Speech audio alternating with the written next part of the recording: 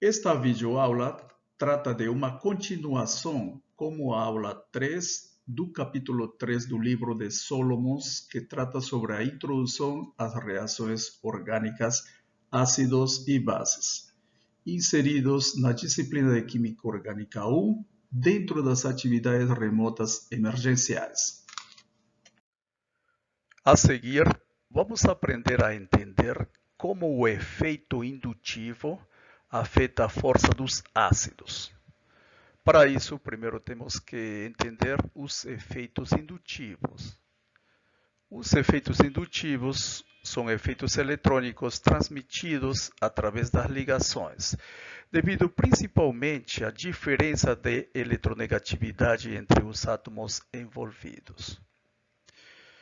O efeito indutivo de um grupo átomo pode ser doador de densidade eletrônica ou retirador de densidade eletrônica.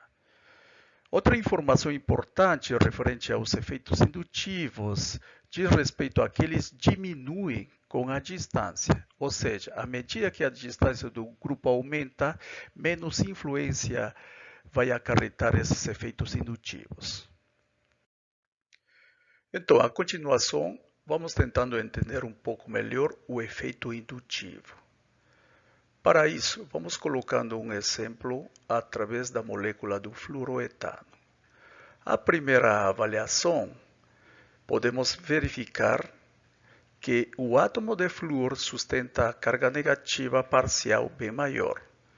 E, por sua vez, o carbono 1 ligado a este flúor sustenta uma carga positiva maior quando comparado com o átomo no carbono 2, que ele sustenta uma carga positiva menorzinha, tá? Então, o efeito indutivo vai estar sendo deslocado, como já anteriormente falamos, hacia o átomo mais eletronegativo através dessas ligações sigma. Então, o flúor, pelo fato de ele ser mais eletronegativo quando comparado com os átomos de carbono, ele vai puxar densidade eletrônica para ele. Consequentemente, por isso, podemos verificar aqui que o flúor possui uma carga negativa maior, tá?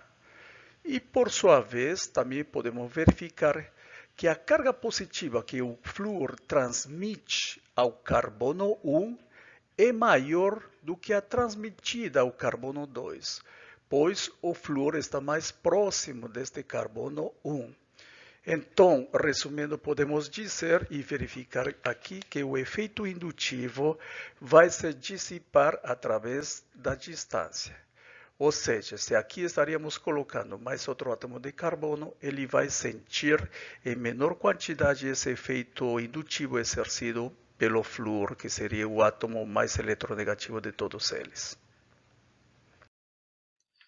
Agora que acabamos de aprender o conceito de efeito indutivo, já podemos aplicar esse mesmo conceito para verificar como ele afeta a acidez de algumas substâncias. Vejamos um exemplo com essas duas substâncias, o ácido acético e o ácido cloroacético. Em termos de pKa, o ácido acético tem um valor de 4,75, já o ácido cloroacético tem um valor de 2,86. Então, com esses valores de pKa, já podemos afirmar que o ácido cloroacético é um ácido bem mais forte quando comparado com o ácido acético. Então, em ambos os casos, qual seria o fator que estaria afetando a acidez desse composto? Justamente o efeito indutivo, pessoal.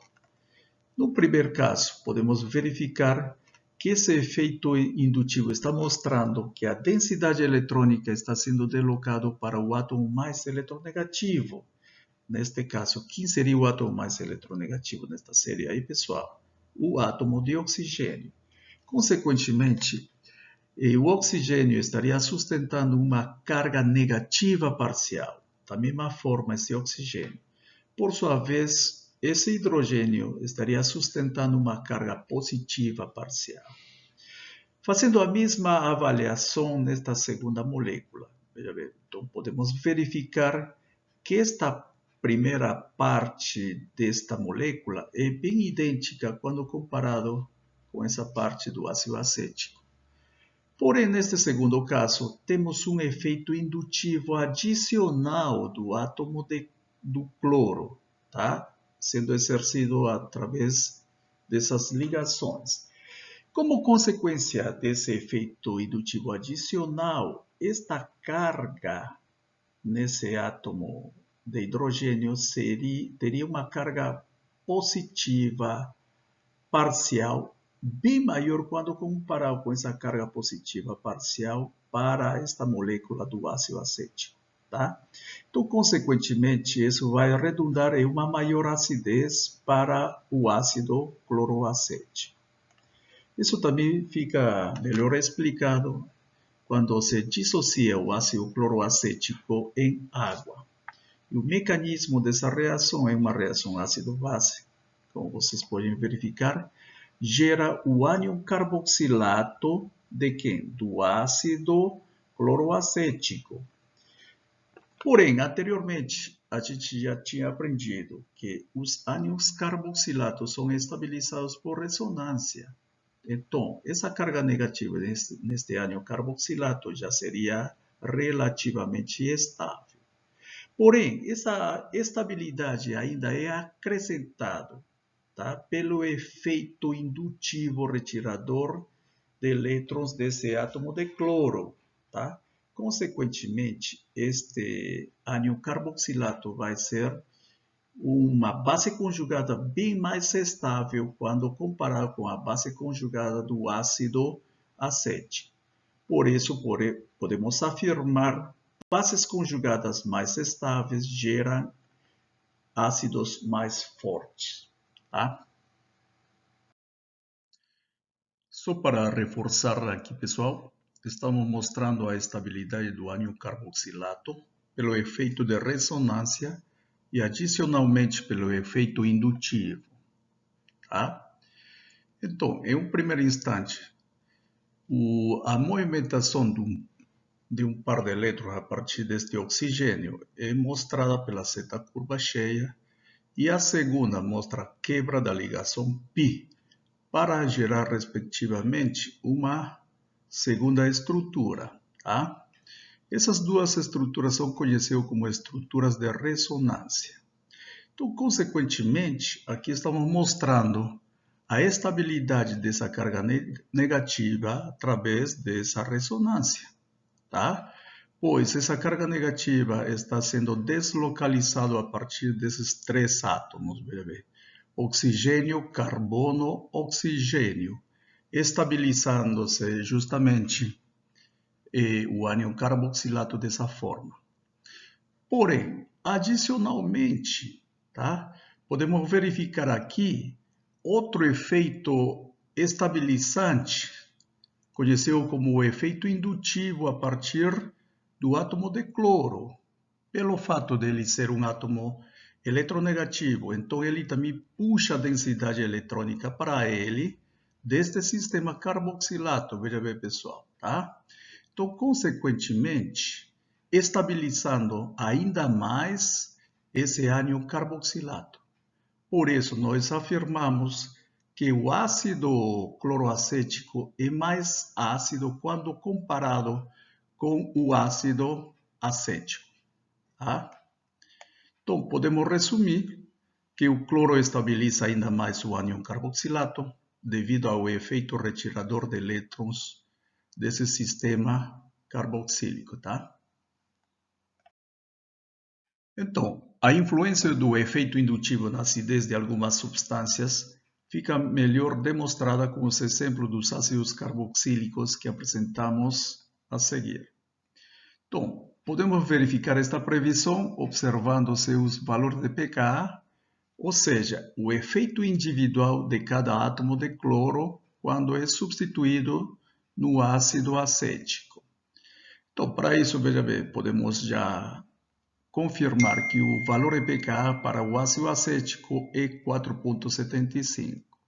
À medida que vamos substituindo os átomos de hidrogênio nesta metila pelos átomos de cloro, ele vai diminuir esses valores de pKa.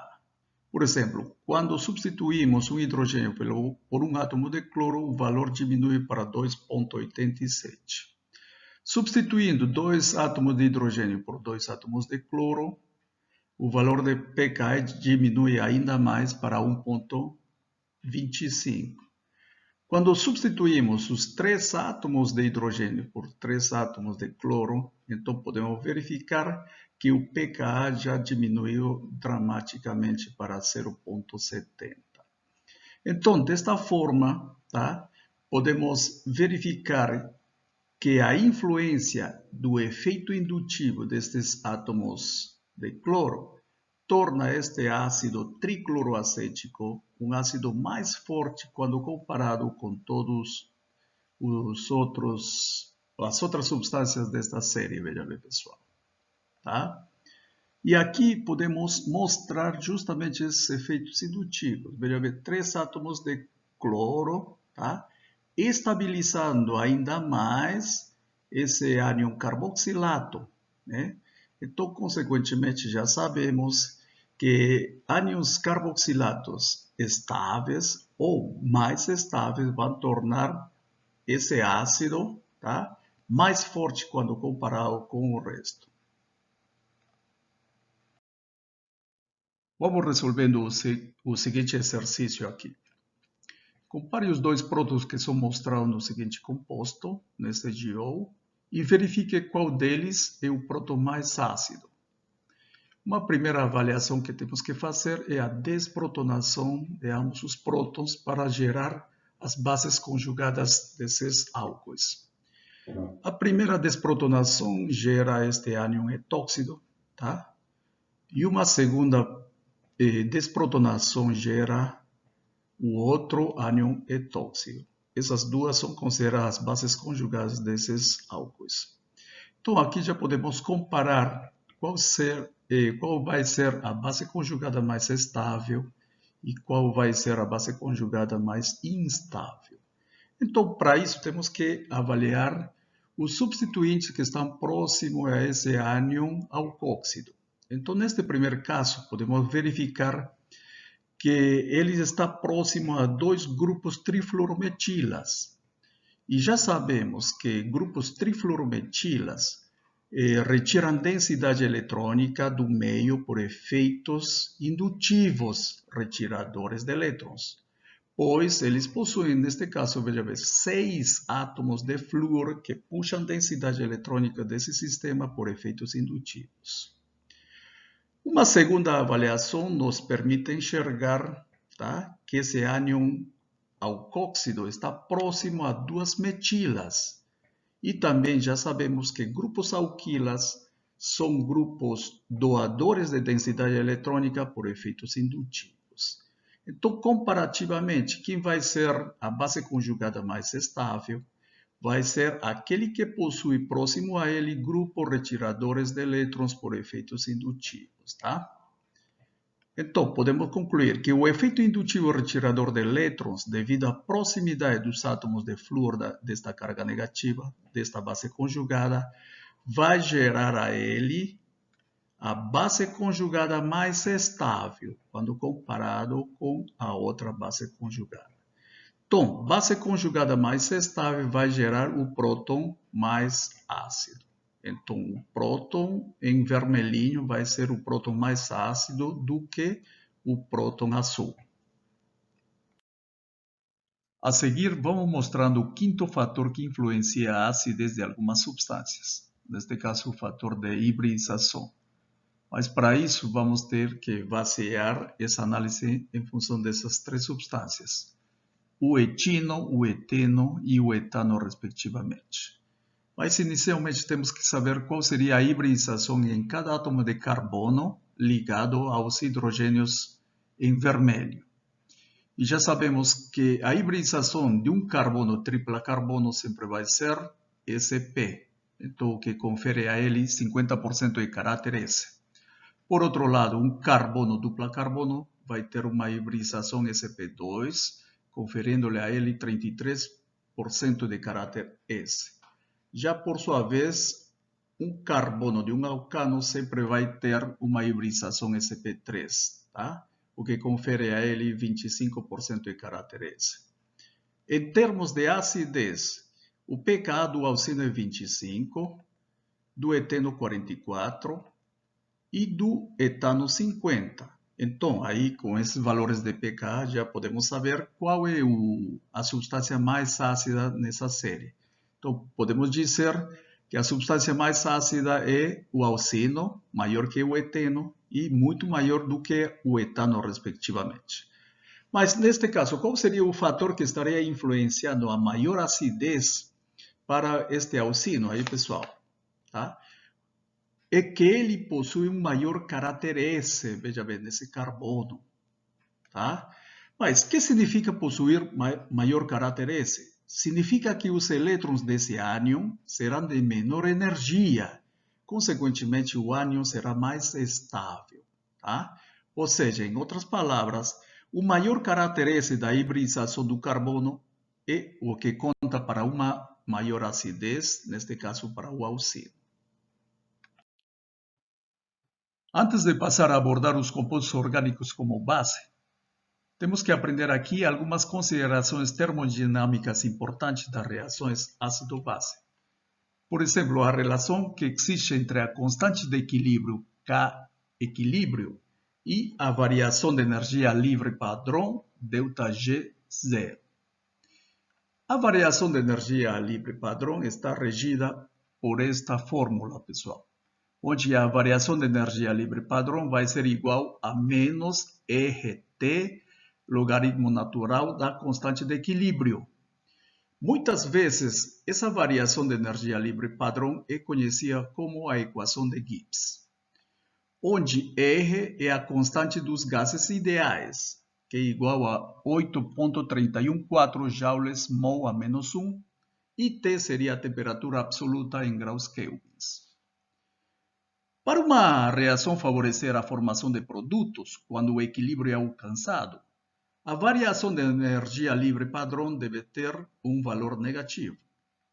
Já por sua vez, para reações com uma ΔG zero positiva, a formação de produtos no equilíbrio é desfavorável. Também podemos verificar aqui, pessoal, que a variação de energia livre padrão é igual à variação de entalpia menos a variação de entropia vezes a temperatura. Ou seja, aqui estamos observando que a variação de energia livre padrão também está associado a dois componentes termodinâmicos importantes, tá? A variação de entalpia e a variação de entropia do sistema. Então, nesse sentido, ΔH é a energia de entalpia do sistema e ΔS é a energia de entropia do sistema. Quando nós estamos falando em termos de variação de entalpia do sistema, temos que associar a formação e quebra de novas ligações. Por sua vez, quando esse valor da variação de entalpia fornece um valor negativo, a reação vai ser considerada exotérmica, ou seja, favorável. Por sua vez, quando esse ΔH é positiva, a reação vai ser endotérmica, ou seja, desfavorável. Consequentemente, um valor negativo para ΔH contribuirá para tornar a variação de energia livre padrão negativa e, consequentemente, favorecerá a formação de produtos. Por sua vez, quanto mais aleatório é um sistema, maior será sua variação de entropia. E, finalmente, uma alteração positiva da entropia, ou seja, da ordem para a desordem, contribuirá negativamente para a ΔG e é energeticamente favorável para a formação dos produtos. Então, vamos tentando entender os valores da variação de energia livre padrão, tá? Com alguns exemplos. Na ionização de alguns ácidos, do ácido acético e do etanol. Para o ácido acético, temos um valor de pKa de 4,75 e uma variação de energia livre padrão de 27 kJ/mol. Por outro lado, o pKa do etanol é 16 e uma variação de energia livre de 90,8 kJ/mol. Tá? Mas os valores de ΔG são para a ionização dos prótons hidroxílicos, ou seja, na dissociação em água. Tá? Mas que informações podemos verificar aqui a partir desses valores, veja bem, da variação de energia livre padrão? Para entender melhor isso, vamos colocando no próximo slide um diagrama de variação de energia livre com aqueles valores. Então, para tentar entender os valores da variação de energia livre padrão, vamos colocando aqui um diagrama de variação de energia livre para esses dois exemplos anteriores. Na dissociação do ácido acético em água, ele vai gerar, respectivamente, o ânion acetato mais o íon hidrônio. Porém, essa dissociação vai gerar uma variação de energia livre de 27 kJ/mol a menos 1. Tá? O que significa esse valor positivo de 27 kJ/mol? Significa que essa dissociação, tá, desse ácido acético em água vai ser desfavorável.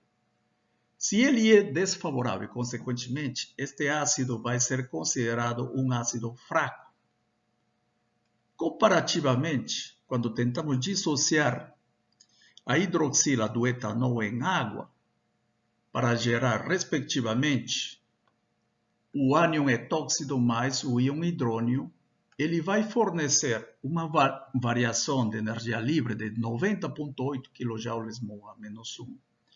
Então, o que quer dizer esse valor grande e positivo dessa variação de energia livre? Quer dizer que a dissociação da hidroxila em água para gerar este íon etóxido mais o íon hidrônio vai ser completamente desfavorável. E em termos de acidez, significa que o etanol vai ser um ácido extremamente mais fraco quando comparado com o ácido acético. Compostos orgânicos como bases. Então, agora vamos verificar algumas substâncias que podem agir como bases. Se um composto orgânico contém um átomo com um par de elétrons não compartilhados, é uma base em potencial. Por exemplo, as aminas, os álcoois, os éteres, etc. Vejamos uma reação ácido-base, neste caso entre o metanol e o ácido clorídrico. Então, o metanol, neste caso, pelo fato dele possuir o oxigênio, pares de elétrons não compartilhados, ele pode agir como base, pois ele tem a capacidade de abstrair esse próton ácido do ácido clorídrico, mostrado através desse mecanismo, como a gente já aprendeu anteriormente. Ele gera, respectivamente, o metanol protonado, neste caso o íon metiloxônio mais o ânion cloreto. Um outro exemplo, pessoal, de uma substância que pode agir como base é a acetona, em reações ácido-base, quando reagiu com ácido forte. Então, esta acetona é considerada uma base, por quê? Porque o oxigênio dessa carbonila possui pares de elétrons não compartilhados que podem agir como base. Ou seja, ele pode abstrair um próton desse ácido forte, tá? Através desse mecanismo que aprendimos anteriormente, para fornecer, respectivamente, acetona protonada, ou seja, nós protonamos essa carbonila dessa acetona, mas a base conjugada desse ácido forte. Por outro lado, reações de transferência de prótons são geralmente a primeira etapa em muitas reações que envolvem álcoois, éteres, aldeídos, cetona, etc. Basicidade de aminas. As aminas são geralmente bases mais fortes que os álcoois ou éteres e podem ser protonados mesmo por ácidos fracos. Vejamos um exemplo de uma reação ácido-base entre esta amina, trietilamina, e o ácido acético. Essa reação fornece, respectivamente, esse íon trietilamônio mais o íon acetato. Então, verificando os valores de pKa, encontramos que o pKa para esse íon trietilamônio é de 10,76. No entanto, para o ácido acético, o valor é de 4,76. Esse valor alto para esse íon trietilamônio indica que a direção do equilíbrio nessa reação ácido-base vai estar deslocado para a formação dos produtos, pois ele gera o ácido mais fraco, tá? Então, o alto valor de pKa do produto, neste caso do íon trietilamônio, indica que a amina é fortemente básica. Por isso, ele protona facilmente para gerar esse íon trietilamônio. Basicidade de aminas aromáticas. Em termos gerais, as arilaminas são menos básicas que as alquilaminas. Isto pode ser entendido considerando-se a deslocalização do par de elétrons no sistema aromático. Vejamos um exemplo, a partir da anilina. Então, podemos verificar que o par de elétrons do nitrogênio da anilina está deslocalizado no sistema aromático, gerando várias estruturas de ressonância.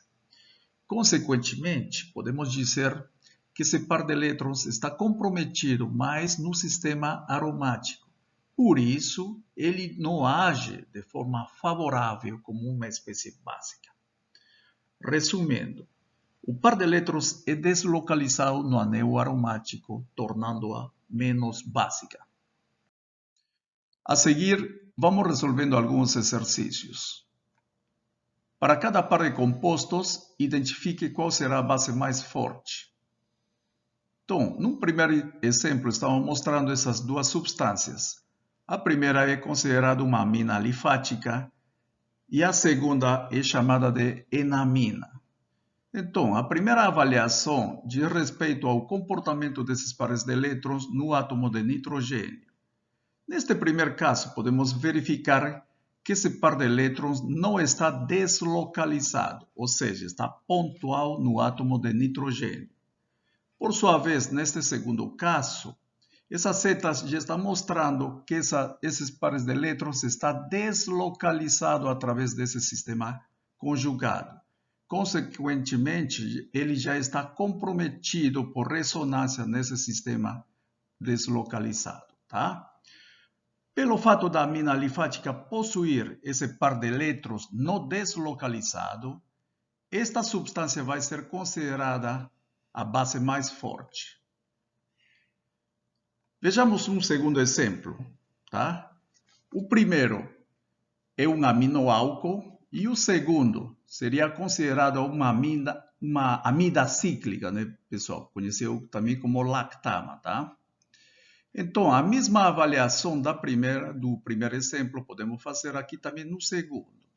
Podemos verificar que esse par de elétrons no átomo de nitrogênio, ele também está pontual, não está deslocalizado. Já por sua vez, nesse sistema amídico, veja bem aqui, esse par de elétrons está deslocalizado, tá? Por isso, já podemos afirmar que este aminoálcool vai ser considerado a base mais forte. Mais um exercício. Para o par de compostos, identifique qual será a base mais forte. Desta vez, estou colocando aqui a piridina e o pirrol. Só para chamar a atenção de vocês, vamos tentando verificar a força das bases através da análise de orbitais. Então, temos a molécula da piridina e ela é expressada em termos de orbitais, né? Então, uma primeira análise nos leva a identificar que este átomo de nitrogênio é um átomo com hibridização sp2.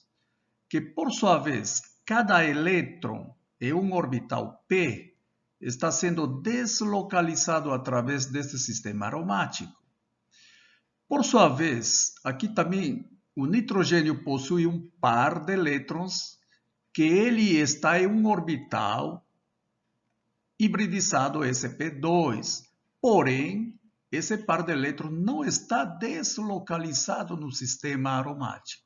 Quer dizer que ele está pontual nesse átomo de nitrogênio. Vejamos a seguir a seguinte análise na molécula do pHole, tá? Que também está expressada em termos de orbitais moleculares. Por sua vez, aqui podemos verificar que esse par de elétrons, veja bem, através desses orbitais moleculares, ele mostra que está em um orbital p. E esse par de elétrons está contribuindo na deslocalização nesse sistema aromático do pHole, tá? Então, podemos dizer que este par de elétrons está em um orbital p, contribuindo para os 6 elétrons p no anel aromático. Ou seja, ele está sendo deslocalizado através desse sistema aromático. Consequentemente, aqui já podemos afirmar que a molécula da piridina, pelo fato de possuir um par de elétrons não deslocalizado, ele será considerada a base mais forte quando comparada com a molécula do pHole. Só para lembrar, pessoal, que este material não possui nenhum valor comercial. E lembrar também que algumas figuras e esquemas nessa aula foram adaptados do livro de Química Orgânica de Solomons. Muito obrigado, nos vemos na próxima aula.